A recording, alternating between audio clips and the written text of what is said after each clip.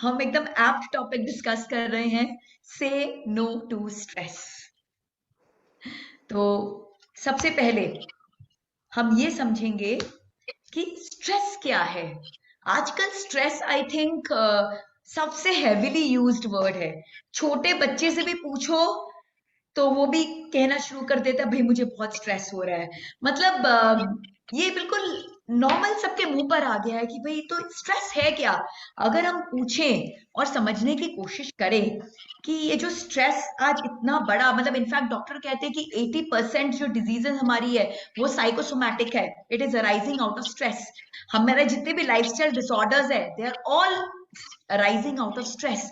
और बच्चे में जितनी भी प्रॉब्लम हो रही है, चाहे वो प्री मेच्योर डिलीवरी बोले, चाहे वाटर लेवल्स कम हो जा रहा है, like every day keep on receiving lot of messages, panic calls from the mothers, breastfeed नहीं कर पा रही है, मिल्क फ्लो नहीं हो पा रहा है, वाटर लेवल्स कम हो गया है, बेबी का ग्रोथ नहीं हो पा रहा है। तो ये सब के पीछे अगर एक और सिर्फ एक कारण है तो वो है स्ट्रेस। तो आज हम इस स्ट्रेस को ही समझेंगे। और जैसा कि पिक्चर सामने दिख रहा है कि किक कर रहे हैं, हम लिटरली आज के सेशन के एंड तक स्ट्रेस को इस तरह से किक करके ही भगाएंगे।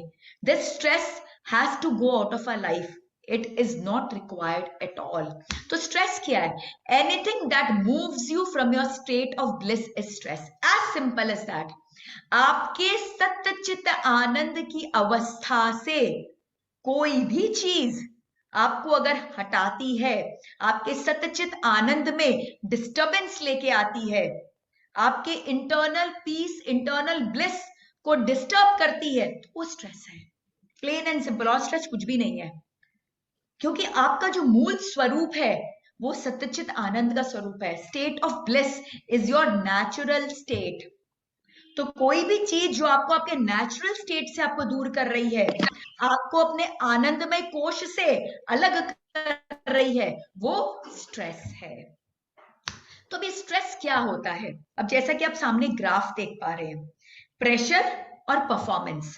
तो क्या दिखा रहा है कि जब प्रेशर बहुत कम होता है तो परफॉर्मेंस क्या होता है? बहुत कम होता है। यानी कि हमारी लाइफ में कुछ हमारा एजेंडा ही नहीं है, कुछ गोल ही नहीं है, कुछ प्रेशर नहीं है, नथिंग। हम सुबह उठ रहे हैं, हमें पता ही नहीं क्यों उठ रहे हैं, कोई लक्ष्य नहीं है, कुछ भी नहीं है हमारे जीवन में।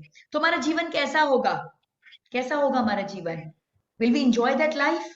हम क्या स्टेट ऑफ ब्लिस में रहेंगे? बिल्कुल भी नहीं। हमारे जीवन में क्या होगा? एक खालीपन रहेगा, एक बॉर्डम रहेगा, एक आइसोलेशन की फीलिंग होगी। हमें लगेगा we are not worth it. हमें अपने जीवन में कुछ भी रस नहीं आएगा। तो ये भी हमें क्या देगा? स्ट्रेस देगा। तो जब हम कुछ नहीं भी करते हैं तो भी स्ट्रेस होता है। और फिर वापस से ये पूरा एक बेल कर्व है, और एंड में जाके पहुंच रहे तो क्या हो रहा है? प्रेशर बहुत हाई है, फिर से परफॉर्मेंस बहुत कम है। यानी कि बहुत प्रेशर है, 10 काम हमें एक साथ करना है, हम डिसाइड नहीं कर पा रहे कैसे करें, किस तरह से करें। लाइफ में कुछ ऐसी सिचुएशन आ गई है, कुछ एक्सीडेंट हो गया, कोई बीमारी आ गई है, कुछ और इस तरह की चीजें हो गई है जो आपको लग रहा है आपके कंट्रोल के बाहर है, आप उसे मैनेज नहीं कर पा रहे, तो फिर से हमारा स्ट्रेस बहुत बढ़ जाता है। तो जब प्रेशर कम होता है तो भी स्ट्रेस है, जब प्रेशर ज्यादा होता है तो भी स्ट्रेस है। और जो बीच में आपको एक रेक्टेंगल दिख रहा है वो है optimum stress, area of best performance. यानी कि कुछ तो होना चाहिए। स्ट्रेस पूरा पूरी भी खराब नहीं है, थोड़ा तो होना चाहिए, क्योंकि जब कुछ भी नहीं होगा तो आपके जीवन में कोई मकसद ही नहीं रहेगा। आप सुबह उठोगे और आपके पास कोई एजेंडा ही नहीं होगा कि भाई मुझे मेडिटेट करना है, मुझे मंत्र चैंटिंग करनी है, मुझे ग्रैटिट्यूड एक्सरसाइज करना है, मुझे योग करना है, मुझे प्राणायाम करना है। अगर इस तरह का अगर आपके पास में कोई एजेंडा ही नहीं होगा तो भी आपका जीवन बेकार है, इट्स स्ट्रेसफुल, कोई एक्साइटमेंट नहीं है, और बहुत ज्यादा भी हुआ तो भी प्रॉब्लम। हमें एक ऑप्टिमम स्ट्रेस में रहना है। और ये ऑप्टिमम स्ट्रेस को क्या कहते हैं? You stress. यू यानी गुड, गुड स्ट्रेस। तो हमें जानना है कि हमारा गुड स्ट्रेस क्या है, और उस गुड स्ट्रेस में हमें रहना है। तो अब स्ट्रेस कैसे हो सकता है? स्ट्रेस क्रॉनिक हो सकता है। क्रॉनिक यानी रिलेटेड टू ऑनगोइंग एक्टिविटीज, हमारे जीवन के रोज के काम, कि भाई सुबह उठना है, खाना पकाना है, भाई दीदी ने बोला है मेडिटेशन भी करना है, मंत्र चैंटिंग भी करनी है, मेरा एक बड़ा बच्चा है उसे स्कूल भी भेजना है, जो बच्चा मेरे वूम में उसके लिए मुझे एफर्मेशंस भी लिखने हैं, हस्बैंड ऑफिस जा रहे हैं उनके लिए भी खाना भी पका के देना है, इतने सारे काम मेरे रोज की activities, how do I manage it? तो ये मेरा डेली, जो मेरी डेली रूटीन है, डेली लाइफस्टाइल है, उससे रिलेटेड ये स्ट्रेस है। But this can be handled very easily. This is simple time management technique. भाई हमें प्रॉपरली प्रायोरिटाइज करना है। आज इस समय मेरे लिए क्या इंपॉर्टेंट है, जरूरी नहीं है कल मैंने जो किया वो आज लागू हो, और आज जो मैंने किया वो कल लागू हो। Depending on your priority you need to keep shifting. और वही इंसान जीत सकता है जिसे ये शिफ्ट अच्छे से मालूम हो, जो अपने आप को अच्छे से प्रायोरिटाइज कर सके। अब अगर बच्चे की एग्जाम है तो पूरा फोकस बच्चा, उस समय और कुछ नहीं। बट एग्जाम हो गई, सब कुछ हो गया, तो फिर आपके जो एजेंडाज है वो, घर में कोई बीमार हुआ तो पूरा ध्यान उसके ऊपर। तो जिस समय जो चीज की आवश्यकता, और अभी 9 मंथ्स में आपके गर्भ में आपका बेबी है, तो उससे बड़ी प्रायोरिटी कुछ हो ही नहीं सकती। सच्ची बता रही हूं, कुछ नहीं हो सकती। ये जो 9 मंथ्स है आपके बच्चे के लिए बहुत इंपॉर्टेंट है, और ये 9 मंथ्स वापस नहीं आएंगे। लिटरली मैं अगर लोगों से पूछती हूँ ना, जितनी भी मदर्स डिलीवर करती बेबीज को, मुझे फोन करती हैं थैंक यू करने के लिए, एंड आई आस्क देम कि भाई like you know what good thing happened, what didn't happen very good, तो उनका एक ही रिस्पॉन्स होता है, वो ये होता है कि हमने जो किया उसका हमको 100% रिजल्ट मिला। लेकिन दुख इस बात का ये है कि जितना हमें करना चाहिए था हमने उतना नहीं किया। अब लगता है कि शायद और करते तो और डिवाइन बेबी हमारे होता, और दिव्य शिशु की प्राप्ति होती थी हमें। तो अगर फर्स्ट टाइम मदर्स है और सेकंड टाइम प्रेग्नेंट होने की इच्छा है, तो सबके सबका यही कमिटमेंट है कि दीदी प्लीज हमें गर्भ संस्कार से निकालिएगा नहीं, नहीं तो मैं इमीडिएटली शिफ्ट कर देती हूँ दिव्य माँ में। वो कहते हैं हमें दिव्य माँ में भी रहने दीजिए, गर्भ संस्कार में भी रहने दीजिए, बिकॉज हम ये ट्रेनिंग को कंटिन्यू करना चाहते हैं कि 1.5-2 साल वापस से जब हम प्रेग्नेंट हो तो इस बार कोई भी चीज छोड़े नहीं। राइट? तो ये है किस समय क्या इंपॉर्टेंट है उस पर फोकस करना, उससे हमारे जीवन की मैक्सिमम स्ट्रेस खत्म हो जाती है, और ये टोटली हमारे कंट्रोल में है। और दूसरा एक्यूट स्ट्रेस, ये स्ट्रेस है सडन डेवलपमेंट, कोई एक्सीडेंट हो गया, कोई बीमार पड़ गया, कुछ ऐसे डेवलपमेंट हो गए हमारे लाइफ में जो हमारे कंट्रोल के बाहर है, उसे कहते हैं एक्यूट स्ट्रेस। तो स्ट्रेस किस भी प्रकार का हो, चाहे क्रॉनिक हो चाहे अक्यूट हो, वो दोनों ही गर्भस्थ माँ और शिशु के लिए बहुत हानिकारक है। क्योंकि जैसे ही एक गर्भवती महिला, एक माँ जो है वो स्ट्रेस लेती है, तो क्या होता है, वो नेगेटिव हार्मोन्स कॉर्टिसोल को जनरेट करती है। और वैसे भी प्रेगनेंसी में कॉर्टिसोल लेवल्स जो है वो प्रेग्नेंट वुमेन में थोड़ा हाई लेवल का ही होता है, और जब वो स्ट्रेस लेती हैं तो ये कॉर्टिसोल लेवल्स बहुत एक्यूट लेवल तक चला जाता है, एबनॉर्मली हाई हो जाता है, और ये कॉर्टिसोल ट्रांसफर हो जाता है हमारे प्लेसेंटा से फीटस की ओर। तो जितना कॉर्टिसोल का लेवल मदर में होता है उतना ही लेवल फीटस तक पहुंच जाता है। तो अगर मदर स्ट्रेस में होती है तो वो अपने गर्भस्थ शिशु को भी अनजाने में स्ट्रेस में डाल देती है, और उसका बहुत डिफिकल्ट और बहुत बैड रिजल्ट्स मिलता है, जो हम आगे चल के डिस्कस करेंगे। अब हम ये समझेंगे कि कौन से समय में ये प्रीनेटल मैटरनल स्ट्रेस सबसे ज्यादा हानिकारक होता है। ऐसे तो through out the 9 months, in fact मैं तो बोलूंगी कि हम हर एक इंसान के लिए स्ट्रेस लेना is totally unwarranted. We should not take stress at all. अगर लेना है तो यूज स्ट्रेस, ऑप्टिमम स्ट्रेस पे हमको वर्क करना चाहिए, ऑप्टिमम स्ट्रेस पे हमें वर्क करना चाहिए। वी शुड नॉट ओवरडू और go into the less mode. हमें बेल करके एकदम क्या बोलते हैं ना, पीक पे रहना चाहिए। और गर्भस्थ माँ को तो बिल्कुल भी नहीं करना चाहिए। लेकिन फर्स्ट एंड सेकेंड ट्राइमेस्टर्स में सबसे ज्यादा फीटस सेंसिटिव होता है प्रीनेटल स्ट्रेस के। और वीक 10 में क्या होता है, जो हमारा एम्ब्रॉयो है वो फीटस में कन्वर्ट हो जाता है, और उस समय 2.5 लाख न्यूरॉन्स प्रति मिनट क्रिएट हो रही है, जिसे कहते हैं न्यूरोजेनेसिस। हमारे न्यूरॉन्स का क्रिएशन हो रहा है। न्यूरॉन्स मतलब हमारे इंटेलिजेंस का। तो अगर माँ स्ट्रेस लेगी तो क्या होगा, वो इस प्रोसेस को स्लो डाउन कर देती है।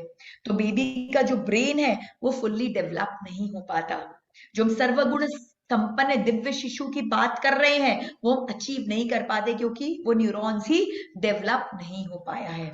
और फिर उसके बाद वीक 24 से वीक 30 के बीच में क्या होता है, ये जो न्यूरॉन्स डेवलप हुए हैं हमारे ब्रेन में वो कनेक्ट होते हैं साइनेप्सिस के थ्रू। एक न्यूरॉन का कनेक्शन दूसरे न्यूरॉन से स्टैब्लिश होता है, और यही जो न्यूरॉन टू न्यूरॉन कनेक्शन है हमारे इंटेलिजेंस को डेवलप कराता है। इसे कहते हैं साइनेप्टोजेनेसिस। तो ये synapse formation is very important, because neurons तो बन गए, न्यूरॉन्स खुद में बहुत पावरफुल है, बट अगर एक न्यूरॉन दूसरे न्यूरॉन से कम्युनिकेट नहीं करेगा तो इंटेलिजेंस जो है वो साइकिल में नहीं जाती है, वो प्रोसेस नहीं हो पाती है।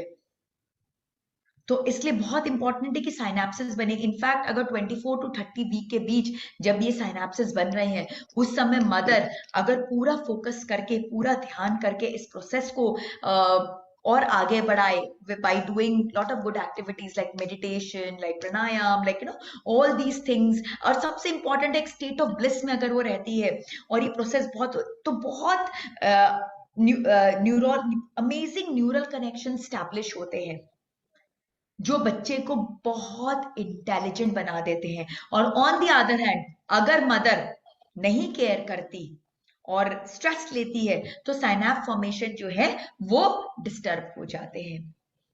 सो बहुत इंपॉर्टेंट है कि वीक 10 एंड वीक 24 टू 30 के बीच में ये न्यूरोजेनेसिस और साइनेप्टोजेनेसिस, ये दो ब्रेन रिलेटेड बहुत इंपॉर्टेंट एक्टिविटीज हो रही होती है, और उस समय any amount of stress is detrimental to brain development. But तो आप कहोगे कि दीदी फिर हम सिर्फ वीक 10 और वीक 24 टू 30 बस ये 5-6 वीक ध्यान दे दे बाकी चलेगा? बिल्कुल भी नहीं। इस समय पीक पे काम हो रहा है, बाकी समय भी काम होता है। Neurogenesis through out the pregnancy continue रहता है, साइनैप फॉर्मेशन कंटिन्यू रहते हैं। तो ऐसा नहीं है कि नहीं हो रहा है। प्लस आपके बेबी के दूसरे ऑर्गन्स डेवलप हो रहे हैं, बहुत सारे स्किल्स डेवलप हो रहे हैं। तो अगर आप स्ट्रेस लेंगे तो वो डिस्टर्ब करेगा।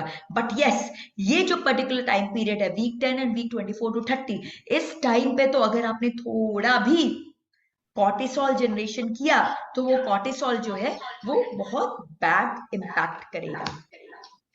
So exposure to stress during these critical periods of pregnancy will influence the physical, cognitive and behavioral growth of the child. तो अब effect of stress on foetus क्या है? अब ये जो स्ट्रेस है, जो कॉर्टिसोल डेवलप हो रहा है, जो कॉर्टिसोल माँ के थ्रू प्लेसेंटा से फीटस तक जा रहा है, वो क्या करता है? इसका impact both prenatal and postnatal दोनों है। प्रीनेटल स्टेज में क्या कर रहा है? ये ऑब्स्टेट्रिक डिजीजेस कर रहा है, premature delivery, low birth weight, delayed physical development. Because इसके कारण क्या हो रहा है, हमारे हार्ट, हमारे ब्रेन, हमारा लिवर, हमारा पैनक्रियाज, हमारी किडनीज, ये सब का डेवलपमेंट स्लो डाउन हो जाता है। बच्चे का वजन नहीं बढ़ पाता, बच्चे की ग्रोथ प्रॉपर नहीं हो पाती। प्री मेच्योर डिलीवरी का one very important reason is stress. और ये सिर्फ प्रीनेटल तक नहीं लिमिटेड रहता कि बस खाली वूम में इफेक्ट कर दिया और बेबी बाहर आया तो सब ठीक हो गया। उसका इम्पैक्ट पोस्ट नेटल तक जाता है, इनफैक्ट लाइफ लॉन्ग रहता है। It influences the cognitive, behavioural and physical development of the baby. जो ऐसे बच्चे होते हैं वो फिजिकली कमजोर होते हैं क्योंकि उनके ऑर्गन्स कमजोर हुए हैं। तो अगर उनके ऑर्गन्स कमजोर होंगे, अगर उनका हार्ट, किडनीज कमजोर होगा, ब्लड वेसल्स कमजोर होगा, तो उनको क्या होगा? हार्ट डिजीजेस की होंगी। उनके अगर ब्रेन प्रॉपर्ली डेवलप नहीं होगा तो उनको न्यूरोलॉजिकल डिसऑर्डर्स होगा। उनका अगर पैनक्रियाज, लिवर ये सब प्रॉपर्ली फंक्शन नहीं करेगा तो उनको डाइजेस्टिव रिलेटेड, मेटाबॉलिज्म रिलेटेड उनको प्रॉब्लम्स आ जाएंगी। तो जो ऑर्गन इफेक्टेड हो रहा है नेचुरली उस ऑर्गन से related diseases lifelong. Because lot of mothers come to me कि भाई मेरे बच्चे को लेकर 6 साल का बच्चा, उसे डायबिटीज है, 8 साल का बच्चा उसे हाई बीपी है। तो क्या कारण है? यही कारण है कि मदर ने वूम में स्ट्रेस लिया और स्ट्रेस लेके वो ऑर्गन की ग्रोथ को डिस्टर्ब कर दिया और अब वो प्रॉब्लम लाइफ लॉन्ग वो झेल रहे हैं और इसका कोई सोल्यूशन नहीं है। अब एक छोटा बच्चा, उसको डायबिटीज है, अब क्या उसको सजेस्ट करोगे? आप उसे क्या कहोगे कि बच्चे ये मत खाओ और ये मत करो और ऐसा करो और वैसा रहो? हम बड़ों को इतनी डिफिकल्टी होती है तो हम छोटे बच्चे से क्या एक्सपेक्ट कर सकते हैं? It's so difficult, but what to do? So ये बहुत plus along with physical problem behavioural issues भी आते हैं। इस तरह के बच्चे जो स्ट्रेस में बॉर्न होते हैं वो काफी अग्रेसिव होते हैं, उन्हें अटेंशन डिसऑर्डर होता है, like you know they are not able to focus, they are not able to pay attention. Plus mental disorders भी उनको बहुत होते हैं, उनको डिप्रेशन वगैरह की बीमारियां होती हैं। तो इस तरह की बहुत सारी प्रॉब्लम्स डेवलप होती हैं जब मदर स्ट्रेस लेती है और वो स्ट्रेस फीटस तक पास ऑन हो जाता है। तो अब मेन पार्ट अब मैं शुरू कर रही हूं। अभी तक तो खाली बैकग्राउंड था, क्योंकि ये जान के हमको क्या करना है कि स्ट्रेस क्या करेगा, हमको तो इंटरेस्ट इसमें है कि कैसे नहीं हो, बिकॉज हमें तो लेना ही नहीं है। ये सारी problem is not a part of us. हम जितने भी लोग यहाँ पे भी 106 लोग हैं अपने, तो यहाँ पर एक प्रण तो हमें लेना है कि हमारा बेबी इस तरह की कोई प्रॉब्लम नहीं आए, और वो तभी होगा जब हम स्टेट ऑफ ब्लिस में रहेंगे। तो how to control prenatal stress? तो एक होता है ऑब्जेक्टिव स्ट्रेस। ऑब्जेक्टिव स्ट्रेस क्या होता है? It refers to the amount of hardship the expectant mother faces during a period of stress. अब एक मदर है, अचानक से कुछ प्रॉब्लम हो गई, उनके फैमिली में कोई क्राइसिस आ गया, कोई नियर एंड डियर वन की डेथ हो गई, या कोई बहुत बीमार पड़ गया, या कुछ भी इस तरह की सिचुएशन क्रिएट हुई, तो वो क्या उनके हाथ की बात थी? नहीं थी। It was not in a control. It is totally out of our control. वो कुछ नहीं कर सकती, बिकॉज वो तो होनी थी और वो हो गया। what she has got no role to play in that. तो दिस इज ऑब्जेक्टिव स्ट्रेस। अब सब्जेक्टिव स्ट्रेस क्या है? ये इंपॉर्टेंट है, ये स्लाइड सबसे इंपॉर्टेंट है। आप प्लीज बहुत ध्यान से सुने, क्योंकि यही स्लाइड में पूरा सारांश है आज के सेशन का। और अगर आपने ये स्लाइड समझ ली और अपना कमिटमेंट ले लिया कि यस मैं ऐसा ही करूंगी, then you are done. Subjective stress refers to the reaction of the mother and is measured by her emotions and feelings at that time. तो स्ट्रेस एनवायरमेंट में बहुत है, बट एनवायरमेंट के स्ट्रेस से क्या मेरे बच्चे को असर पड़ रहा है? पड़ रहा है क्या? पड़ रहा है? नहीं पड़ रहा है। एनवायरमेंट के स्ट्रेस से मेरे बच्चे को कोई असर नहीं पड़ रहा है। मेरे बच्चे को सिर्फ किससे असर पड़ रहा है? मदर जो स्ट्रेस ले रही है अपने अंदर और अपने प्लेसेंटा के थ्रू पास ऑन कर रही है, उससे उसको फर्क पड़ रहा है। Try to understand. फैमिली में बहुत बड़ी क्राइसिस आ गई, बहुत बड़ा कुछ प्रॉब्लम हो गया, बच्चे को कोई फर्क नहीं पड़ता जब तक मदर उस प्रॉब्लम से इफेक्टेड ना हो। अगर मदर उस प्रॉब्लम से इफेक्टेड हो गई और मदर ने स्ट्रेस क्रिएट कर ली, तो फिर बच्चे में स्ट्रेस चला गया। समझ में आया आपको? तो स्ट्रेस एनवायरनमेंट में कितना भी क्यों ना हो, बच्चे को कोई असर नहीं पड़ता जब तक वो स्ट्रेस मदर अपने अंदर नहीं ले लेती और उसको पास ऑन नहीं कर देती। I'll just share my example. मेरा जब फर्स्ट बेबी हो रहा था, तो सडनली वाटर लेवल्स बहुत कम हो गए थे, मुझे हॉस्पिटलाइज किया गया था, और उसी टाइम पे हमारी फैमिली में बहुत बड़ी क्राइसिस की सिचुएशन क्रिएट हो गई थी, very big crisis situation. But पता नहीं, अब मुझे नहीं मालूम, ये गुरु कृपा ही थी एक्चुअल में, कि बस मेरे पास एक गुरु मंडला से बस आया एक मैसेज कि बेटा अपने आप को कट ऑफ कर लो।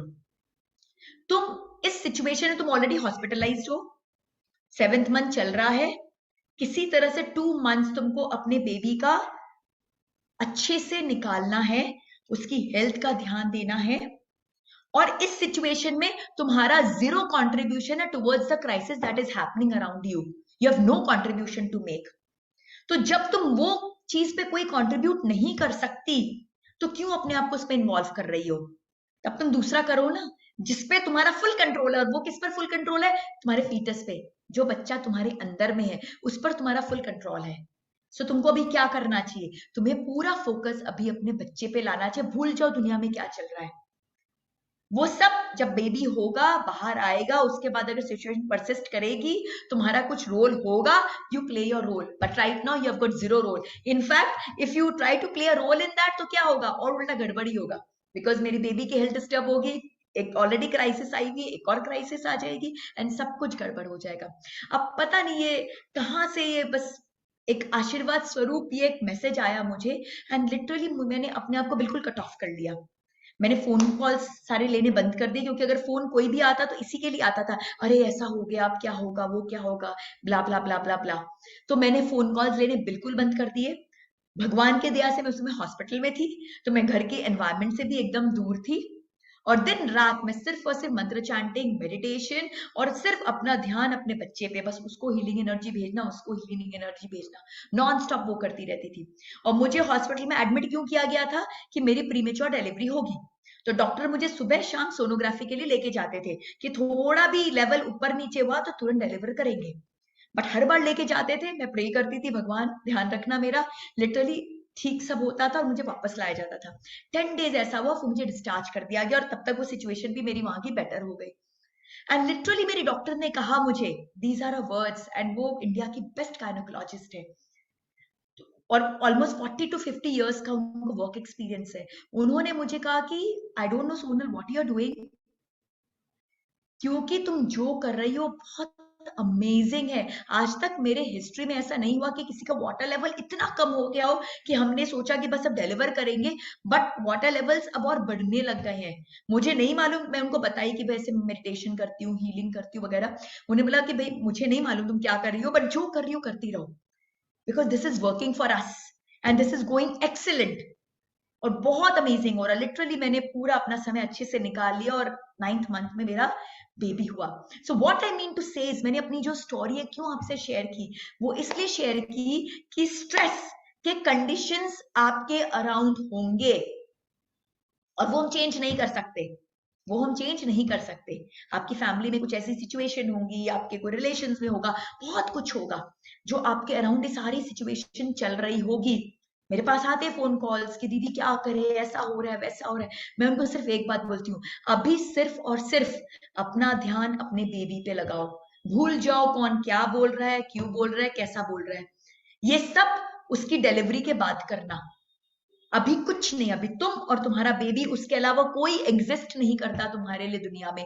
You are one unit. और इतना जानो कि जो इमोशंस, जो फीलिंग्स तुम अपने अंदर क्रिएट कर रही हो, वो तुम्हारे बच्चे में पास ऑन हो रहा है। So please take care. अपने अंदर अगर कोई भी इमोशन क्रिएट करने हैं, तो वो सिर्फ और सिर्फ लव, ग्रैटिट्यूड, फॉरगिवनेस, इसके ही होने चाहिए। तभी हम सर्वगुण संपन्न दिव्य शिशु की प्राप्ति की बात कर सकते हैं। Otherwise no point, otherwise no point. हम जो अचीव करना चाहते हैं नहीं अचीव कर सकेंगे। तो ये था ऑब्जेक्टिव स्ट्रेस। ऑब्जेक्टिव स्ट्रेस यानी कि स्ट्रेस की सिचुएशन हमारे चारों तरफ है, पूरे चारों तरफ है। और सब्जेक्टिव स्ट्रेस कि ये स्ट्रेस में से कितना स्ट्रेस हम अपने अंदर ले रहे हैं। मेरे बेबी को ऑब्जेक्टिव स्ट्रेस से कोई लेना देना नहीं, उसको सिर्फ किससे फर्क पड़ता है? सब्जेक्टिव स्ट्रेस से। मेरी मम्मा कितनी उस स्ट्रेस से इफेक्टिव हो रही है, बस उसको उसी से ही फर्क पड़ता है, बाकी दुनिया में क्या हो रहा है उसको कोई फर्क नहीं पड़ता। सो अगर एक लाइन में मैं कहूं और मैं सेशन को एंड कर दूं, तो सिर्फ यही होगा कि जस्ट इस बात का ध्यान दीजिए कि आप अपने अंदर क्या एब्जॉर्ब कर रहे हो, because you are like a sponge. आप जो एनर्जीज को एब्जॉर्ब कर रहे हो, वो एनर्जीज आपके बच्चे में ऑटोमेटिकली पास ऑन हो रही है। तो ये जो ग्राफ है क्या दिखा रहा है? A and B, different stress levels. ये ए का जो स्ट्रेस लेवल है वो कम है, बी का स्ट्रेस लेवल जो है वो ज्यादा है। व्हाट डज दिस से? कि same stress, same situation, same crisis can affect differently to different individual.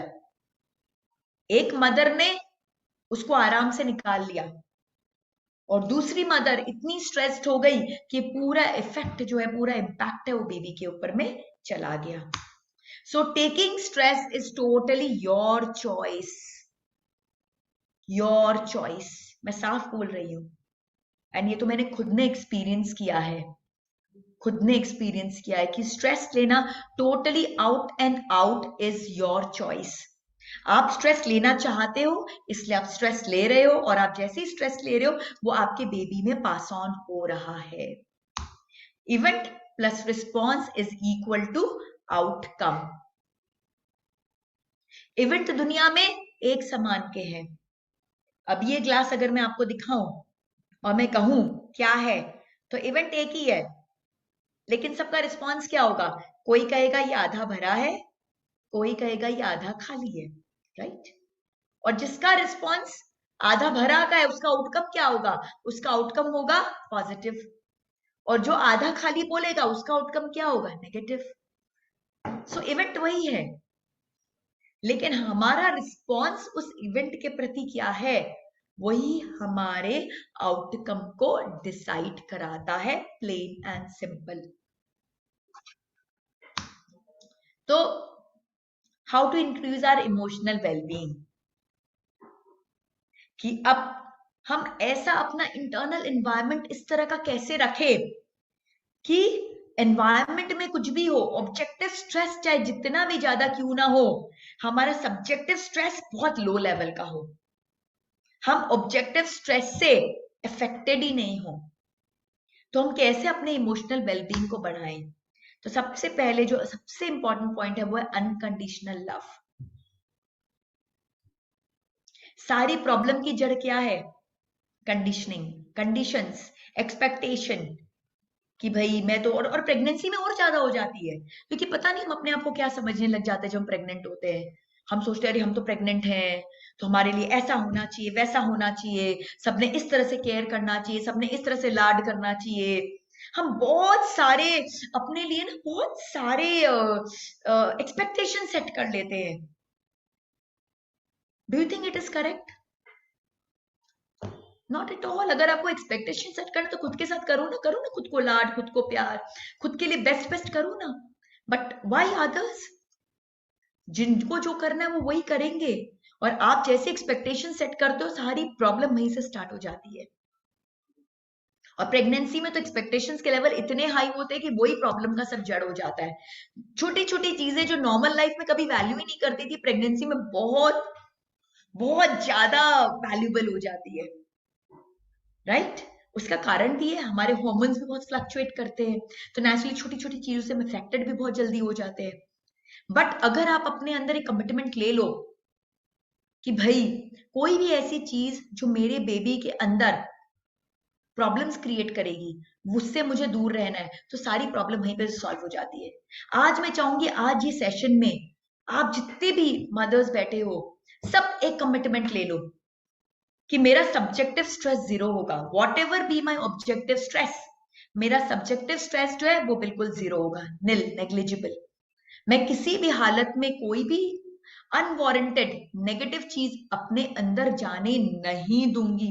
एक कवच, एक कवच का पूरा एक स्थापना कर लो आप चारों तरफ, कि बस इसके beyond no negativity can enter inside me, क्योंकि मेरे अंदर एक दिव्य शिशु है, और उस दिव्य शिशु को मैं नेगेटिविटी नहीं दे सकती हूँ। आप क्या जब आहार देने जाते हो तो कैसा आहार देते हो? एकदम शुद्ध, बिल्कुल शुद्ध होता है, खुद बनाते हो, उसका जो मटेरियल इंग्रेडिएंट लाते हो ग्रोसरी से एकदम क्लीन होता है, साफ सुथरा, नीट क्लीन, कोई अंतराय ना आ जाए, कुछ गलती ना हो जाए, इतना केयर करके आप आहार बनाते हो और गोचरी कराते हो या आप आहार कराते हो महाराज साहब को। तो वैसे ही एक दिव्य शिशु आपके अंदर है, और उसका उसका आहार क्या है? उसका आहार है आपके फीलिंग्स एंड इमोशंस। तो क्या आप उसको ऐसे जेलेसी, आज महाराज जी ने भी तो यही कहा कि जेलेसी के, ईर्ष्या के, राग के, द्वेष के, लोभ के, क्रोध के, इस तरह के विचार आने ही नहीं चाहिए। सिर्फ और सिर्फ कैसा विचार होना चाहिए? Unconditional love. कोई मुझे पूछे तो अच्छा, नहीं पूछे तो अच्छा, कोई फर्क नहीं पड़ता, बिकॉज अभी सिर्फ और सिर्फ मैं अपने बेबी के लिए वो कर रही हूं। तो अनकंडीशनल लव। दूसरा, फॉरगिव एंड फॉरगेट। भाई इंसान है, गलती हो सकती है, आपसे भी हो सकती है, सामने वाले से भी हो सकती है। गठान नहीं बांधिए। सामने वाले ने कुछ गलती करती है, भाई हस्बैंड से कोई गलती हो गई, मदर इन लॉ से कोई गलती हो गई, भाई देवरानी जेठानी से कोई गलती हो गई, और आपने मन में गठान बांध ली, तो आपने क्या किया? आपने वो सारे इमोशंस अपने बच्चे में भी पास ऑन कर दिए। आप चाहोगे कि आपके बच्चे के अंदर नेगेटिव इमोशंस जाए? बेस्ट क्या है? वहीं के वहीं फॉरगिव एंड फॉरगेट। इसलिए मैं सबसे एवरी डे, आई होप आप लोग कर रहे हो, ट्रैकर शीट में मैंने दे के रखा और मैंने बार बार कहा भी है कि आप नाइट फॉरगिवनेस करें। पूरे दिन में आपसे अगर कोई गलती हुई है या कोई सामने वाले से गलती हुई, चाहे जाने में चाहे जाने में, seek forgiveness and give forgiveness. तो उससे क्या होता है? रोज के कार्मिक ट्रांजैक्शन वहीं के वहीं फिनिश हो जाते हैं और कुछ भी अनवारंटेड कर्मास का क्रिएशन नहीं होता। एटीट्यूड ऑफ ग्रैटिट्यूड, आभार व्यक्त करना, ये सबसे कम है हमारे लाइफ में। हम पा तो लेते, जब कोई कुछ नहीं करता तो हम दुखी हो जाते, इसने नहीं किया, और जब कोई कर देता है तो हम सोचते हैं उसको तो करना ही था, उसको तो करना ही था। लेकिन आप इतना जानिए कि लाइफ में कभी भी किसी को कुछ करना नहीं होता है, वो करना चाहता है इसलिए उसने किया है। बाय द वे कुछ भी नहीं होता, आउट ऑफ द वे होता है। हर इंसान आउट ऑफ द वे जाकर आपके लिए कुछ करता है। Nothing happens by the way. और ग्रैटिट्यूड की जब भावना हम अपने अंदर रखते हैं ना, और एवरी डे, मैंने सबको कहा है, सारी मदर्स को मैंने कहा है कि आप मॉर्निंग में do a morning gratitude exercise. रोज मॉर्निंग में जब आप उठे, the first thing in the morning you should do is do gratitude. किसको ग्रैटिट्यूड? ग्रैटिट्यूड शरीर को, ग्रैटिट्यूड आपकी आत्मा को, ग्रैटिट्यूड आपके माता पिता को, सास ससुर को, ग्रैटिट्यूड आपके बंधु बांधव को, भाई बहन को, ग्रैटिट्यूड आपके गुरु को, ग्रैटिट्यूड इस प्रकृति को, ग्रैटिट्यूड इस हवा को, पंचतत्व को, सबको ग्रैटिट्यूड, जिसके कारण आपका जीवन इतना सुंदर चल रहा है। और जब हम ग्रैटिट्यूड देते हैं तो क्या होता है? नेचर हमारे लिए वो चीज मल्टीपल टाइम्स करती है। अब कोई इंसान है, सपोज आपका कुक ही है, उसने बहुत अच्छा खाना बनाया और आपने उसको बोला कि वाह आज तो बहुत अच्छा खाना बना, मुझे तो मजा आ गया। खाना बनाएगा तो कैसा बनाएगा? वो इतना इतना हैप्पी होगा आपकी ग्रैटिट्यूड से कि वो बार बार उसकी कोशिश होगी कि मैं इससे अच्छा बनाऊं, इससे अच्छा बनाऊं। और अगर आप उसको कुछ वैल्यू ही नहीं करोगे, कुछ बोलोगे ही नहीं, कुछ फीडबैक ही नहीं दोगे, तो क्या होगा? उसे लगेगा इनको कोई फर्क ही नहीं पड़ता, मैं अच्छा बनाऊं चाहे खराब बनाऊं, सो इट्स ओके। सो यही प्रकृति के साथ भी है। जब हम प्रकृति को ग्रैटिट्यूड देते हैं तो क्या होता है? प्रकृति वो हमारे लिए मल्टीपल टाइम्स करती है। और प्लस हमारे फीटस में, हमारे वूम में जो हमारा गर्भस्थ शिशु है, उसके अंदर पॉजिटिव एनर्जी का संचार होता है। ये फॉरगिवनेस, ग्रैटिट्यूड, अनकंडीशनल लव, ये तीन पिलर्स हैं, ये तीन पिलर्स है जिस पर हमारा पूरा अस्तित्व टिका हुआ है। इसको अगर हम अच्छे से करते हैं तो हमारे जीवन में हर चीज परफेक्ट होती है। और फिर गर्भ संवाद, गर्भ संवाद मतलब talking to your baby in the womb. आपका बेबी आपकी हर बात को समझ रहा है, वो आपके हर इमोशंस को समझ रहा है, वो आपके हर फीलिंग्स को समझ रहा है। तो बहुत इंपॉर्टेंट है कि आप अपने बेबी से रोज बातें करें। और अगर सपोज कोई स्ट्रेसफुल सिचुएशन चल भी रही है तो उसको बोलें कि ये हो रही है बट चक दे, कोई फर्क नहीं पड़ता, बहुत छोटी मोटी चीजें है तुम्हारे लिए, कुछ फर्क नहीं पड़ता। हम देखो कितना एंजॉय कर रहे हैं, हम कितने हैप्पी हैं, इट्स ओके। बिकॉज वो समझ रहा है कि एनवायरमेंट में कुछ तो चीज गड़बड़ है, बराबर नहीं है। लेकिन वो पूरा किस पे डिपेंडेंट है? पूरा अपनी मदर पे डिपेंडेंट है। तो अगर मदर उसको कह देती कि कुछ नहीं, तो दिमाग मत लगा, हैप्पी रहे, मैं भी हैप्पी तू भी हैप्पी, तो क्या होगा? एकदम हैप्पी हो जाएगा। क्योंकि वो पूरा, उसका पूरा बच्चे का जो ट्रस्ट है ना, वो पूरा मदर के साथ में है।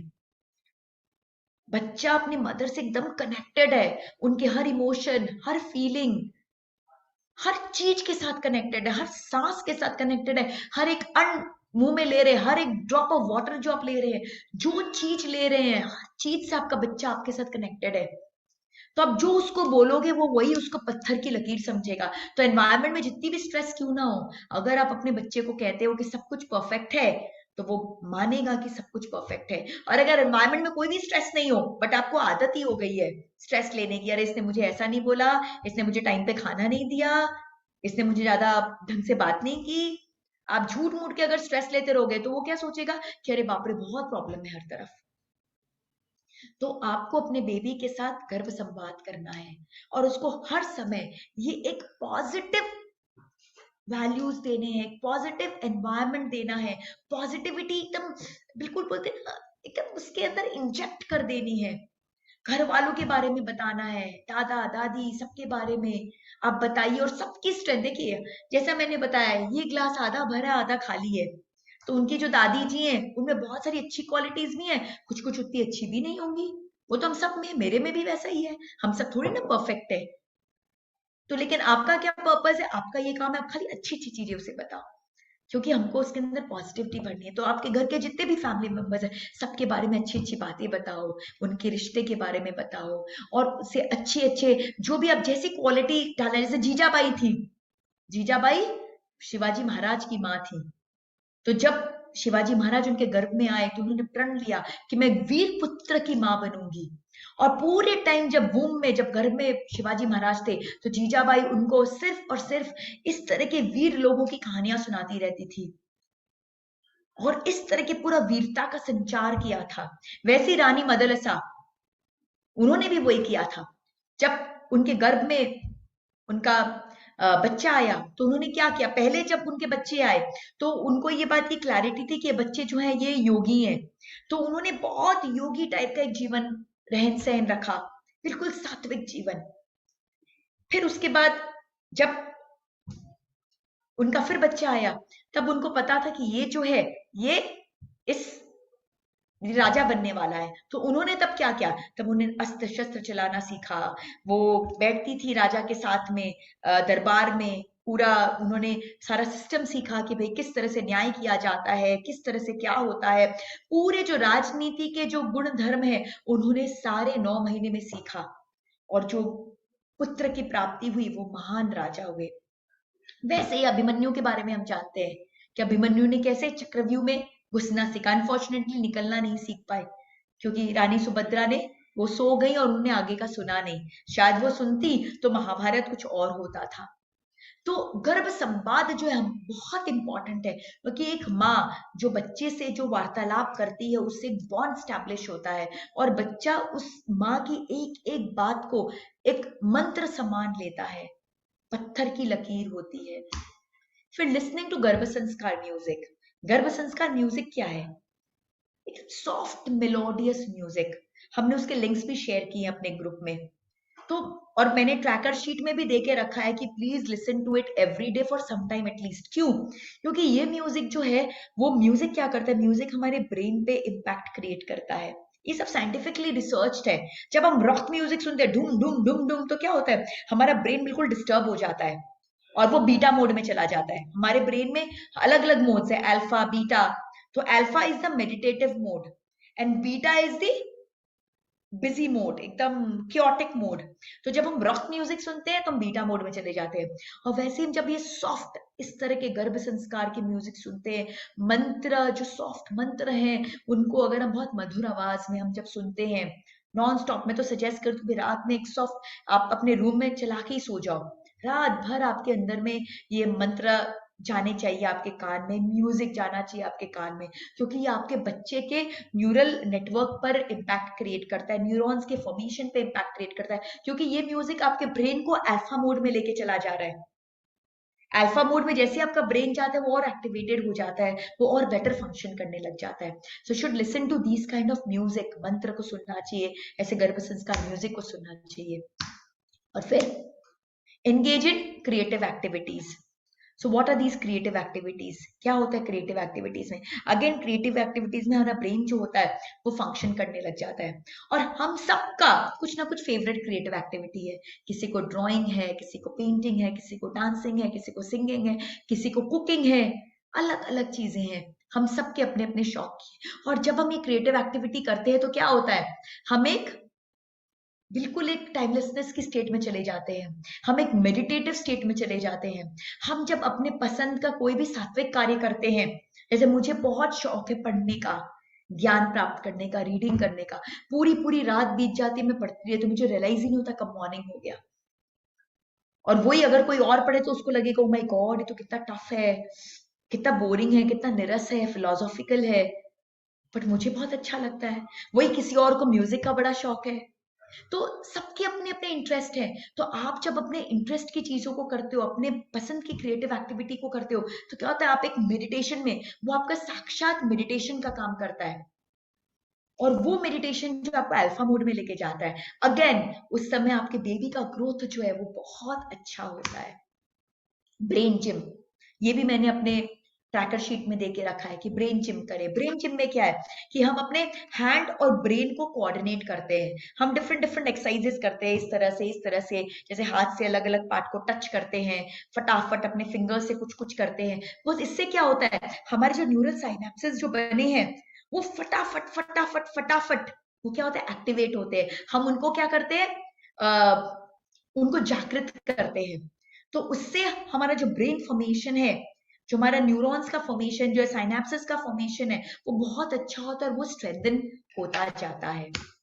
फिर pranayama, pranayama is very very very important. क्यों इंपॉर्टेंट है प्राणायाम? अब आपसे छोटी सी बात पूछना चाहूंगी कि अगर आप बहुत स्ट्रेस में होते हो या बहुत गुस्से में होते हो, तो आपका ब्रेथ कैसा होता है? Just focus on your breath. कि आपको बहुत गुस्सा आ रहा है, एकदम गुस्से से आप दिल मिला गए हो, बिल्कुल एकदम अंदर में बहुत नाराजगी हो रखी है, नेगेटिविटी, बेसिकली एक नेगेटिव फीलिंग से आप गुजर रहे हो, उस समय आपकी ब्रीदिंग कैसी होती है? रिदमिक होती है कि हैफजर्ड होती है? बहुत तेज, ऐसे तेज हो जाती है, उसका पूरा रिदम खत्म हो जाता है, हैफजर्ड हो जाती है। और वही जब हम सतचित आनंद की अवस्था में होते हैं, जैसा मैंने कहा कि जो क्रिएटिव एक्टिविटीज आपको पसंद है आप वो कर रहे हो, या आप अच्छा मंत्र सुन रहे हो, अच्छी म्यूजिक सुन रहे हो, जब आप एकदम ब्लिस के स्टेट में हो, हैप्पी स्टेट में हो, तब आपकी ब्रीदिंग कैसी है? कैसी है आपकी ब्रीदिंग? एकदम रिदमिक, बिल्कुल नॉर्मल, एकदम फुल ब्रेथ है। शैलो ब्रीदिंग तब आप नहीं कर रहे हो, फुल ब्रीदिंग कर रहे हो। तो क्या होता है तब? तब हमारा जो ये है, माइंड जो है, हमारा जो माइंड है और हमारा जो ब्रेथ है, वो दोनों कनेक्टेड है एक दूसरे के साथ में। Mind and brain are both connected with each other. तो जब हमारा ब्रेथ हैफजर्ड होता है तो हमारा माइंड डिस्टर्ब रहता है, और जब हमारा ब्रेथ जो होता है फुल कंट्रोल में होता है तो हमारा माइंड कैसा होता है? शांत हो जाता है। तो जितनी भी स्ट्रेसफुल सिचुएशन क्यों ना हो, अगर आप डीप ब्रीदिंग करते हो, योगिक ब्रीदिंग करते हो, तो तुरंत आपका स्ट्रेस चला जाता है। और आप देखोगे, ये हमारी जो दादी थी, नानी थी, वो ऐसे ही तुम्हें बताती थी कि ज्यादा तेज गुस्सा आ गया या कुछ बहुत टेंशन हो गई तो क्या कहती थी? कुछ नहीं करो, शांत हो जाओ, एकदम गहरी सांस लो, 10 तक गिनती करो और गहरी गहरी सांसें लो। क्यों कहती थी वो ऐसा? क्योंकि जब हम गहरी सांस लेने लग जाते हैं, अपनी ब्रेथ को हम रिदमिक करते हैं, तो ब्रेथ जब रिदमिक होती है तो हमारा माइंड भी क्या होता है? वो सेटल होने लग जाता है। और जैसे आप अपने ब्रेथ को खूब फास्ट करने लग जाते हो, आपका माइंड डिस्टर्ब हो जाता है, स्ट्रेसफुल हो जाता है। तो इसीलिए इट इज वेरी इंपॉर्टेंट कि जो गर्भस्थ महिला है वो फुल ब्रीदिंग करें। थोड़ा समय दिन में, मॉर्निंग में, दिन में, शाम को थोड़ा समय निकालें और फुल ब्रीदिंग करें। फुल ब्रीदिंग यानी कि जब ब्रेथ लें तो हमारा जो पूरा एब्डोमेन है, पेट जो है पूरा फुलना चाहिए, और फिर हमारी छाती पूरी फुलनी चाहिए, और फिर हमारे जो शोल्डर्स है ये चौड़ा हो जाना चाहिए। तो इस तरह का हमारा पॉस्चर होना चाहिए। और फिर सांस जब छोड़ा तो सब रिलीज हो गया। फिर से सांस भरा, फिर छोड़ा, सब रिलीज कर दिया। इसे कहते हैं योगिक ब्रीदिंग। तो जब भी हमें लगे थोड़ा भी हमारा मन ऊपर नीचे हो रहा है, तो योगिक ब्रीदिंग, तुरंत आप फाइंड करेंगे आपका माइंड सेटल हो गया है, अल्फा मोड में आ गया, एकदम रिलैक्स फील करोगे। ये रामबाण है। लेकिन आपको इस बात का ध्यान देना है कि प्रेगनेंसी में हर तरह का प्राणायाम हम नहीं कर सकते। प्राणायाम जो आपके स्टमक पे प्रेशर देता है, लाइक कपालभाति, भस्त्रिका, बिल्कुल अलाउड नहीं। अग्निसार बिल्कुल अलाउड नहीं है।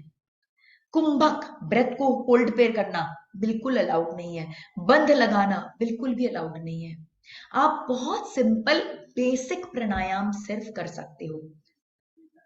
जैसे आप ओमकार चैंटिंग कर सकते हो, आप भ्रामरी कर सकते हो, आप उज्जयी कर सकते हो जो कंठ से आवाज निकालनी होती है, आप शीतली कर सकते हो, आप शीतकारी कर सकते हो, अनुलोम विलोम इज अमेजिंग बिकॉज वो हमारे पूरे सिंपैथेटिक और पैरासिम्पैथेटिक नर्वस सिस्टम को कंट्रोल करता है, हमको बहुत मेंटल पीस प्रोवाइड करता है अनुलोम विलोम। तो बस इस तरह के जो थोड़े से प्राणायाम है वही हमें करने चाहिए और इंश्योर करना चाहिए कि हम कोई भी तरह का प्रेशर अपने पेट पे नहीं दे रहे हो, राइट। बट प्राणायाम जो है वो हमें बहुत मेंटल पीस प्रोवाइड करता है।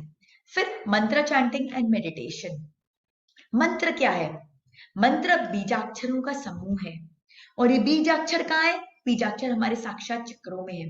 तो जब हम मंत्र चैंटिंग करते हैं तो क्या होता है? हमारे एक चक्र जागृत हो जाते हैं, हमारे कर्मों की निर्जरा होती है। और जब हम मेडिटेशन करते हैं तो हम अल्फा मोड में चले जाते हैं। तो मंत्र चैंटिंग और मेडिटेशन ये बहुत पावरफुल है। ये करने से क्या होता है? हमारा जो माइंड है वो बिल्कुल एक रिलैक्स वे में आ जाता है। और जो हम कहते हैं ना सर्वगुण संपन्न दिव्य शिशु की प्राप्ति, वो सिर्फ मंत्र चैंटिंग और मेडिटेशन से ही पॉसिबल हो पाती है। क्योंकि उस मोड में आप क्या होते हो? आप अपने सबकॉन्शियस माइंड में एंटर कर लेते हो। प्राणायाम, मंत्र चैंटिंग, मेडिटेशन, ये सब क्या टूल्स हैं। ये टूल्स क्या कराते हैं? ये टूल्स आपको अल्फा मोड में लेके चले जाते हैं। और अल्फा मोड किसका मोड है? अल्फा मोड है आपके सबकॉन्शियस माइंड का मोड। और सारी प्रोग्रामिंग कहाँ हो रही है? आपके सबकॉन्शियस माइंड में हो रही है। तो आपको ऐसा बच्चा चाहिए जिसके सपोज ब्लू आईज हो, जिसके डिम्पल आता हो, जो गोरा हो, जो बहुत अच्छा सिंगर हो, जो अच्छा क्रिकेटर भी हो। आप समझ लो, आपने एकदम एक परिकल्पना की अपने बच्चे की कि भाई ऐसा ऐसी ऐसी ऐसी क्वालिटीज मेरे बच्चे में होनी चाहिए। तो कैसे होगी?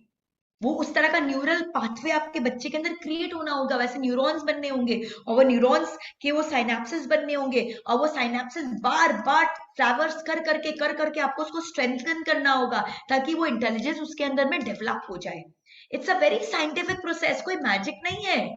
It's very very scientific, but आपको सब करना होगा। सो मंत्र चैंटिंग, मेडिटेशन, प्राणायाम, ये सारी जितने भी गर्भ संवाद, गर्भ संस्कार, music, creative activities, unconditional love, ये सब जितनी भी बातें मैंने आपसे अब मैं डिस्कस कर रही हूँ, ये क्या करता है? आपकी इमोशनल वेलबींग को बढ़ाता है।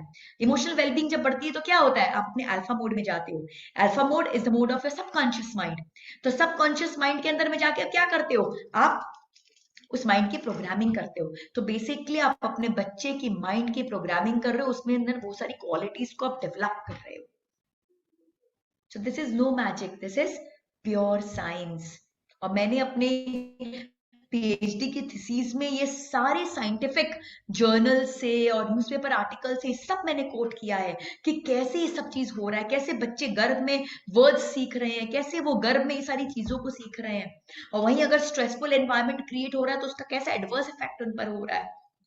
तो ये सारी चीजें साइंटिफिकली प्रूवन है। इट्स नॉट कि भाई मैं और आप बस ऐसी बातें कर रहे हैं अपनी खुशी के लिए। No, it's scientifically proven and everyone is getting results. I'll just give you one example. In our group, there was one lady, हमारी ग्रुप में, उन्होंने प्री मेच्योर बेबी को बर्थ दिया at the at a 7th month. और जब मैं अपने PhD के लिए मैंने क्वेश्चनर वगैरह सब उनसे फिल कराए, सब चीज करे, तो आई वाज अमेज्ड। तब मैंने बैकग्राउंड चेक नहीं किया था कि उनका बेबी प्रीमेच्योर है कि ये सब डिटेल्स है। मैंने ओवरऑल देखा कि बेबी का जो उसके मंथ के हिसाब से जो डेवलपमेंट्स होने चाहिए वो थोड़े से स्लो थे नेचुरली, बिकॉज प्रीमेच्योर था। तो उसका डेवलपमेंट नेचुरली 2 मंथ पीछे ही चलेगा, बिकॉज वो 2 मंथ पहले हुआ है। बट मेरे पास वो मैंने वो नहीं देखा था, तब तक वो डिटेल नहीं देखी थी। आई वाज सीइंग कि ये बेबी का जो ग्रोथ पैटर्न मैं देख रही हूँ वो थोड़ा सा पीछे है। बट म्यूजिक में वो बेबी बहुत अमेजिंग परफॉर्म कर रही थी, लेकिन she was responding to music and everything. So I was very amazed कि ये कैसे हुआ। फिर जब मैंने चेक किया तो मैंने देखा कि अच्छा ये बेबी प्री मेच्योर है, she was born 2 months back, तो according to her age she is doing fine, she is fine. और फिर जब मदर से टेलीफोनिक डिस्कशन किया तो पता चला कि ड्यूरिंग हर प्रेगनेंसी मदर ने म्यूजिक क्लासेस लगाए थे और म्यूजिक पे बहुत ध्यान दिया था और वो सारी क्वालिटीज बेबी के अंदर में आ गई। तो इस तरह के अमेजिंग रिजल्ट्स मुझे अपने थीसिस में मिले, जिसने मुझे और ज्यादा कमिटेड कर दिया टुवर्ड्स दिस सब्जेक्ट कि भाई like it is so so so powerful and so amazing. अब नेक्स्ट है सेवा भाव। सेवा भाव क्या कराता है? सेवा भाव यानी कि दूसरों के प्रति एक सेवा की भावना रखना। तो जब हम सेवा करते हैं तो क्या होता है? हम दूसरे की लाइफ में खुशी लेके आते हैं। लाइक फॉर एग्जाम्पल, अब मंजू भाभी है, वो इतना सेवा का काम कर रही है, इतने लोगों को हीलिंग दे रही है, इतने लोगों की लाइफ अच्छी हो रही है, तो सब लोग क्या करते हैं, उनके पास जाते हैं, उनको थैंक यू बोलते हैं और अपना हैप्पीनेस शेयर करते हैं। और जब वो लोग उनसे हैप्पीनेस शेयर करते हैं तो उनको क्या लगता है, उनके लाइफ में भी हैप्पीनेस बढ़ जाती है, उनका इमोशनल वेलबींग बढ़ता है। तो जब हम सेवा के कार्य करते हैं तो क्या होता है, लोग पूछते हैं भाई क्यों करते हो ये सब, क्या फायदा है ये सब फ्री क्लासेस लेके और लोगों को ऐसे गाइडेंस देके, तुमको क्या मिलेगा ये सब करके। बट वो नहीं समझ पा रहे हैं कि ऐसी चीज मिल रही है जो आप पता नहीं करोड़ों रुपया देके भी आप नहीं पा सकते हो। ऐसी खुशी मिल रही दूर, आपको अपने लिए कुछ करके उतनी खुशी नहीं मिलती। जब आप दूसरों के लिए करते हो और उसके चेहरे पे खुशी आती है ना, तो उसके चेहरे की खुशी देखकर आपकी खुशी मल्टीपल टाइम्स बढ़ जाती है। आज जब मदर्स मुझे फोन करती हैं और थैंक यू करती हैं कि दीदी जैसा बच्चा मुझे चाहिए था सच्ची वैसा ही बच्चा मिल गया, और फिर जब वो अच्छे से फीडिंग कराती है और थैंक यू करती है कितने अच्छे से फीडिंग कराया हमने, अपने बच्चे का बेस्ट केयर किया, और जब वो इस तरह से कहती हैं तो इतनी खुशी मिलती है, मुझे लगता है कि वो उनका बेबी नहीं मेरा ही बेबी है। आई फील सो हैप्पी, इतना हैप्पीनेस मिलता है वो सब सुन के। सो सेवा भाव क्या करता है, सेवा भाव कुछ नहीं करता, आपको खुशी देता है, सामने वाले को जो हो नहीं हो, लेकिन उसके चेहरे की मुस्कान से जो आपके लाइफ में हैप्पीनेस आती है उसका कोई कोई तुलना नहीं है, उसकी कोई तुलना नहीं है। तो मैं सबसे हमेशा रिक्वेस्ट करती हूँ कि कुछ न कुछ सेवा एक्टिविटीज आप जरूर करो। चाहे आप चिड़िया को, अभी गर्मी का समय है, एक कुछ नहीं छोटे से मिट्टी के बर्तन में पानी भर के ही रख दो अपने बालकनी में, चिड़िया उड़ते उड़ते आएंगी पी के जाएंगी, आपको वो चिड़िया को देख के खुशी मिलेगी। और आप वेट करोगे अरे वाह इतनी चिड़िया आई इतनी आई, फिर कभी कोई एक दो नहीं आएंगी तो आपको लगेगा अरे वो क्यों नहीं आई, वो क्यों नहीं आई, कहाँ चली गई। बहुत खुशी मिलती है। आप अपने साथ बिस्किट के पैकेट्स रख लो, रास्ते से जा रहे हो, डॉग्स हैं खिला दो, गौ माता है उनको रोटियां खिला दो, गरीब बच्चे उनको दो चार टॉयज दे दो, चॉकलेट दे दो, अभी गर्मी का टाइम आइसक्रीम खिला दो, कितनी खुशी मिलती है। सेवा भाव मतलब जो चीज, अगर आप में ज्ञान है तो ज्ञान शेयर करो, सामर्थ्य है तो सामर्थ्य शेयर करो। तो जो चीज आप दे सकते हो, आप देने का भाव लाओ। आपके अंदर जितना सेवा भाव होगा, आपका इमोशनल वेलबींग उतना ज्यादा बढ़ेगा। And then complete surrender to the divine powers, कि जो करता धरता है वो सिर्फ वही है, हम हैं। हम क्या हैं, हम सिर्फ और सिर्फ एक माध्यम है। हर समय एक ग्रैटिट्यूड की फीलिंग रखो उनके प्रति कि भगवान थैंक यू, इतने करोड़ों लोग हैं दुनिया में, करोड़ों हैं, बट उसमें आपने मुझे चुना इस काम के लिए। आपके पास तो कोई भी चॉइस था, सब तो आप ही के बच्चे हैं, आप किसी से कोई भी काम करा सकते थे, लेकिन इस काम के लिए आपने मुझे चुना, उसके लिए I am full of gratitude. और बस मुझे ऐसा ही आप बना के रखें कि मैं इस तरह से करती रहूं। तो हमेशा एक सेवा भाव आपके अंदर होना चाहिए, हमेशा एक समर्पण का भाव होना चाहिए। तो कई बार क्या होता है, हम कुछ करते हैं ना थोड़ा मोड़ा, तो हमारे अंदर बहुत कर्ता भाव आ जाता है, हमें लगता है हम ही सर्वे सर्वा है, हम ही सब कुछ कर रहे हैं। प्लीज, आप कुछ नहीं कर रहे हो, आप सिर्फ और सिर्फ इसलिए कर रहे हो क्योंकि वो चाहते हैं कि आप करो। जिस दिन उनका मन बदल जाएगा और वो सोचेंगे आप उस लायक नहीं हो, उस दिन आप करने के भी लायक नहीं रहोगे। तो पूरा सरेंडर आपका उनके प्रति होना चाहिए, और उनको वही बोलिए कि भाई मेरे अंदर एक दिव्य शिशु पल रहा है, हे भगवान अपनी क्वालिटीज इसके अंदर में दीजिए, इसे अपनी तरह दिव्यता दीजिए, अपने गुण दीजिए, या आपका बच्चा है, सारी क्वालिटीज आपके लेके ये पैदा हो, एक सर्वगुण संपन्न दिव्य शिशु जो पूरे संसार में आपके नाम को रोशन करे। तो ये प्रार्थना के साथ में आप पूरे सरेंडर, पूरे समर्पण भाव के साथ में अपने बच्चे को वो कीजिए। और फिर सोल कॉन्शियसनेस, आत्मबोध। जब तक हम शरीर बोध में रहते हैं तब तक सारा स्ट्रेस है हमारे चारों तरफ, क्योंकि stress is a function of body and bliss is the function of soul. आत्मा का मूल स्वरूप क्या है, सत्यचित आनंद, और शरीर का स्वरूप क्या है, स्ट्रेस। तो जितने आप शरीर बोध में जियोगे, बॉडी कॉन्शियसनेस में जियोगे, आप उतने ज्यादा स्ट्रेस में जियोगे।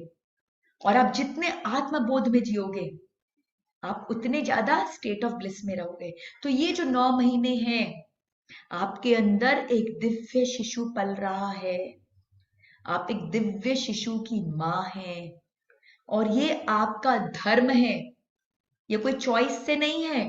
This is your responsibility to ensure कि आपकी एक एक एक्टिविटी, आपका एक एक थॉट, एक एक फीलिंग, एक एक इमोशन, एक एक एक्टिविटी, आपका हर चीज, आपका खान पान, आपका रहन सहन, हर चीज इस तरह का हो जो भगवान के तुल्य हो। आप मंदिर में जाके कुछ भी करते हो क्या? नहीं करते ना। तो आप ही के मंदिर में आप एक भगवान पल रहे हैं, एक दिव्य शिशु आपके अंदर, तो आप कुछ भी करोगे। आप मंदिर में जाके क्या बुराई करते हो कि मंत्र जाप करते हो? अच्छी अच्छी बातें करते हो कि जाके बुराइयां करते हो, इसने ऐसा किया, उसने वैसे किया, ये हुआ वो हुआ, दिखावा करते हो कि समर्पण का भाव करते हो? तो जो आप मंदिर में जाके भगवान के सामने करते हो, भगवान तो भी आपके अंदर में एक शिशु के रूप में, शिशु जो भगवान का रूप है, तो एक शिशु के रूप में आपके अंदर भगवान वास कर रहे हैं। तो आपको कैसा रहना चाहिए? कैसा रहना चाहिए आपको? दिव्यता से ओतप्रोत, आत्मबोध में आपको रहना चाहिए। तो ये 9 महीने जो आपके हैं बहुत इंपॉर्टेंट है। ये 9 महीने को आप बिल्कुल एक एक क्षण, एक एक पल इसको वेस्ट नहीं करिए, क्योंकि वापस नहीं आएंगे। बिल्कुल नहीं, खाली समय जाता जाएगा, वापस आएगा नहीं।